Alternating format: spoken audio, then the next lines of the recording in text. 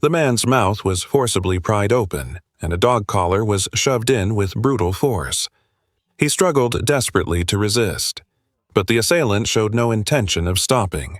Instead, he pulled out a 3-meter-long hose. Without a word, he rammed it toward the man's stomach.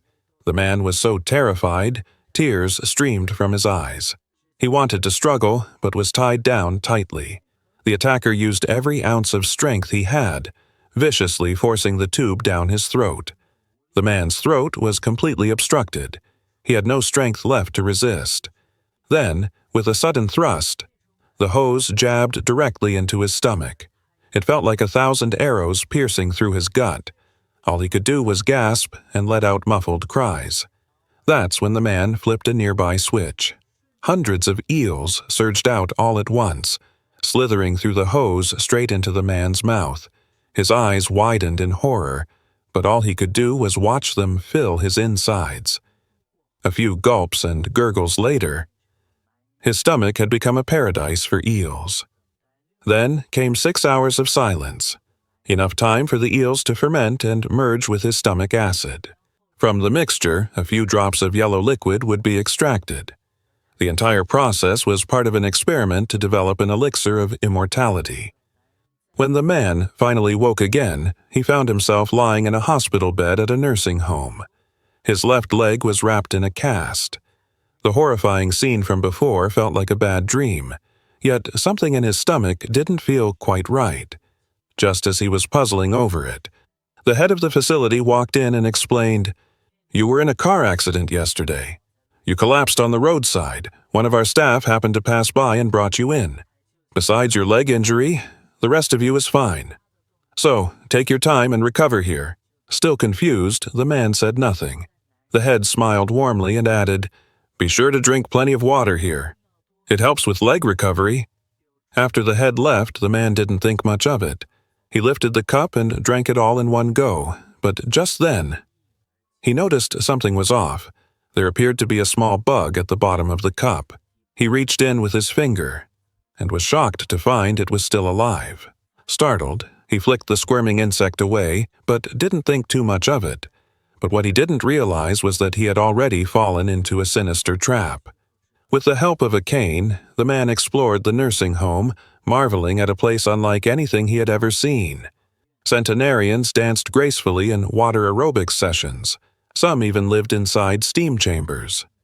Even more bizarre, some residents swam non-stop in glass pods for 3 or 4 hours straight, without a single oxygen mask. They moved like fish, calm and unbothered. Not even a hint of suffocation. The man was fascinated, so he asked a nurse, "Why don't they need to breathe?" Without hesitation, she replied, "Because the water here is celestial water. It contains oxygen, so they don't need to surface." The man couldn't believe his ears. He chuckled and said, "You must think I'm a fool." With that, he turned and walked away. Though he was suspicious, his body left him no choice, for now he had no option but to recover there. But after several days passed, he found that instead of improving, his condition was getting worse. One day, after a simple conversation with the director, his nose began to bleed uncontrollably. Then came the dizziness, the spinning room. He watched as others devoured breakfast with ease, but he was losing control. His eyes rolled back. He collapsed right there on the floor. When he woke up again, the director explained, "It's a serious internal injury from the car accident. If you want to recover fully, you should try our facility's exclusive therapy. It works fast, and it works well." Hearing that, the man grew increasingly skeptical. He had followed every instruction, took every pill, rested when told, yet nothing improved. In fact, he only felt worse. Either the director was lying, or this whole place was rotten.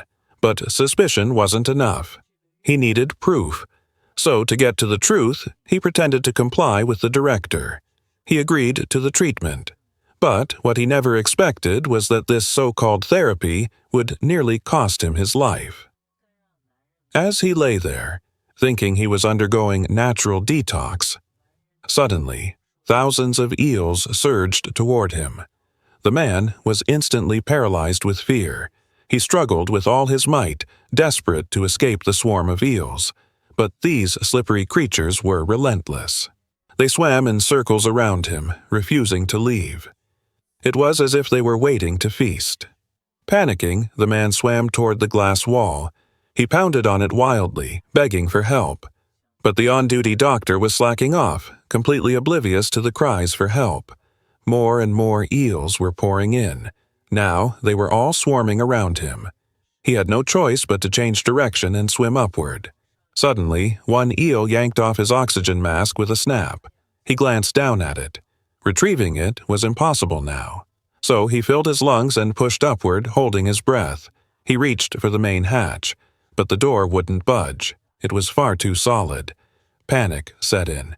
He glanced around, hoping the side handle would open it. No matter what he tried, it was all in vain. Running out of options, he opened his mouth, gurgling and gasping for air. It was a final attempt to buy some time. He began pounding against the chamber door with all the strength he had left, but that strength quickly faded. His limbs trembled, then went limp. The man fell completely still. Just when all seemed lost, the director rushed in and pulled him to safety. He calmly told the man, "This treatment works wonders, but its side effect is vivid hallucinations." The man, still catching his breath, looked back at the tank. To his shock, there was absolutely nothing inside. Had it all been in his head? That night, the more he thought about it, the more convinced he became. This was no accident. It had to be a conspiracy. So he retrieved a medical record, one he had secretly stolen from the director's office.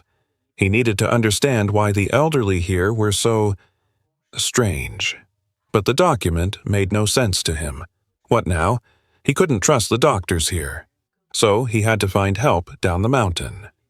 That's when he set his sights on a special patient, Clara. She was the only young person in this senior care facility, and clearly favored by the director. Clara had a bicycle, so the man coaxed her into riding him down the mountain. There, he sought help from the only veterinarian nearby. The vet glanced at the record and casually said, "It's just chronic dehydration causing tooth loss." The man was utterly stunned by what he heard. After all, this facility was renowned for its hydrotherapy. Patients here drank water by the gallons every day. How could dehydration possibly be an issue? He just couldn't make sense of it. Just then, the director suddenly appeared at the door. Without a word, he forcibly dragged the two of them back to the facility. That night, the man noticed something strange. His teeth felt loose. He gave one a light touch, and it fell right out. He couldn't help but recall what the veterinarian had said. More doubts flooded his mind. If he didn't uncover the truth soon, he might die in this very place. Pretending to seek help from the head nurse, he claimed that his teeth were all falling out, and while they were distracted, he slipped away into the restricted area. But nothing could have prepared him for what he saw when he opened the door. Glass tanks filled with human specimens lined the room. Every patient he had seen before, now suspended inside. The man was frozen in terror. This wasn't a rehabilitation center, it was the front for something far more sinister, and just as he reeled in shock, one of the elderly inside the tanks moved. The man saw a flicker of life. Grabbing his cane, he began smashing the glass in a frenzy. But the tank was too strong. Industrial grade. No matter how hard he swung, it didn't break. His panic grew with every failed attempt. Nothing else mattered now. He had to escape, no matter what. Without hesitation, he hobbled away as fast as he could, but just then he crashed directly into a group of staff members. They grabbed him and pinned him onto an operating table.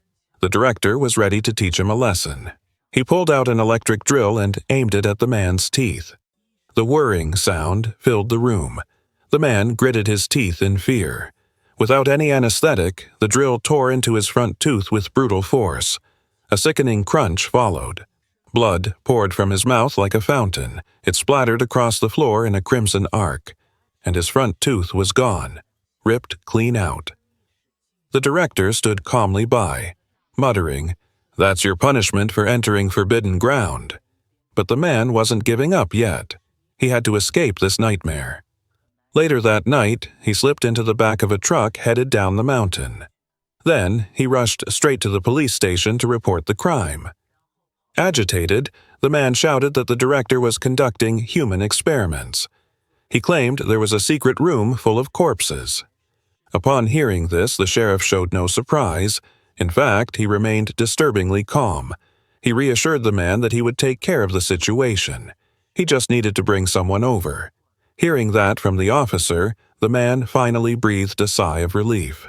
Soon, the sheriff returned, accompanied by others. To his shock, the one leading the group was none other than the director. Seeing the runaway man, the director spoke gently. "Young man, you're just ill. Why won't you just accept treatment?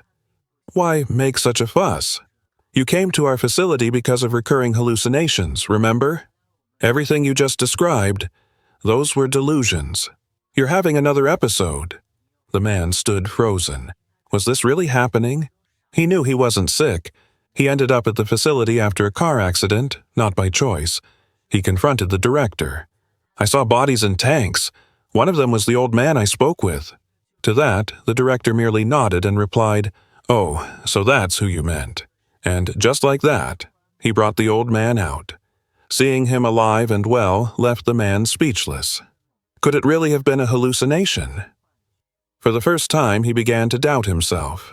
And so, the man quietly returned to his hospital room.